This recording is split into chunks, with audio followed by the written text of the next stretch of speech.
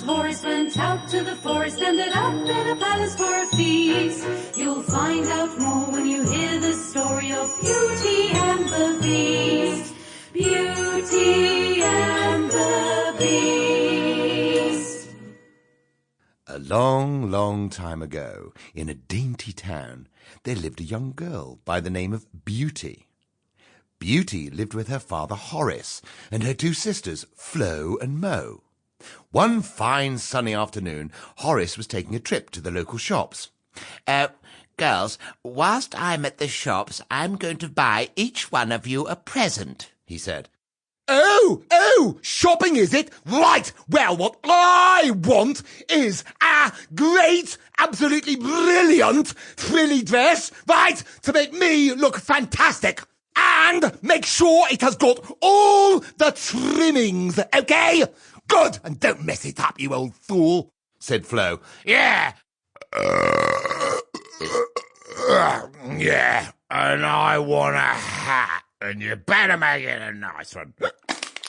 Okay, said Mo. Of course, girls, I'll see what I can do, said Horace.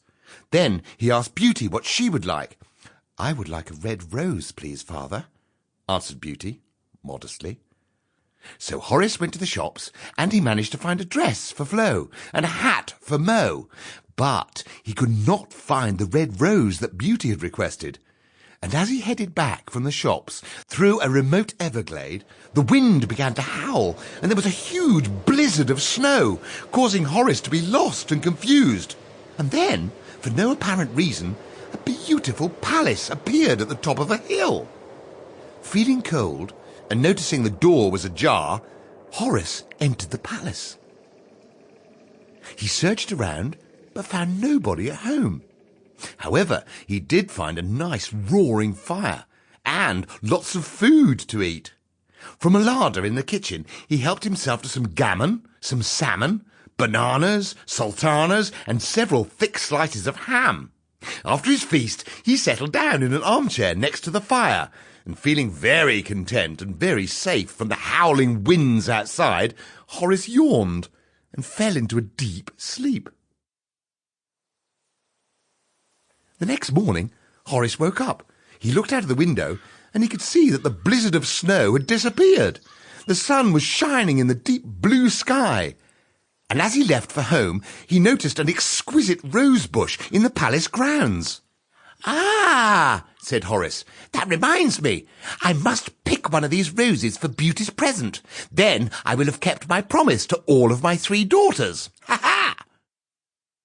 As soon as he had plucked the rose from the bush, Horace heard a dreadful growling sound from behind an oak tree, and an extremely ugly growling beast appeared. Hey, you, old man! How dare you take one of my roses without my permission? You are in deep trouble. Oh dear. Said Horace. Now, you must understand that the rose is for my daughter. You see, I promised her one as a present. Oh, yeah? Well, that is my rose, you little thief, said the beast, adding, but I'll tell you what, I'll make a deal with you. Yes, you can keep the rose, but then you have to bring me back your daughter, okay? It's a fair swap. And besides, by the way, if you don't do as I say, I will track you down and I'll kill both you and your entire family, okay? I'll kill the lot of you, okay? Well, Horace reluctantly agreed to the beast's slightly unreasonable demand, and he went home, sadly breaking the news to his beloved daughter, Beauty. Well, a deal is a deal, said Beauty.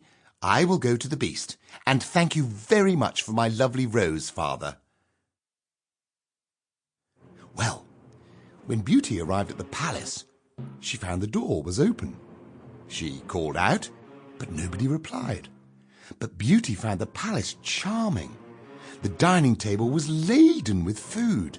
Huge pork pies, chicken thighs, parsnips, peas, cauliflower cheese, truffles, trifles, and chocolate eclairs. As Beauty tucked into the fabulous banquet, the beast appeared, and he shook her hand. Sample complete. Ready to continue?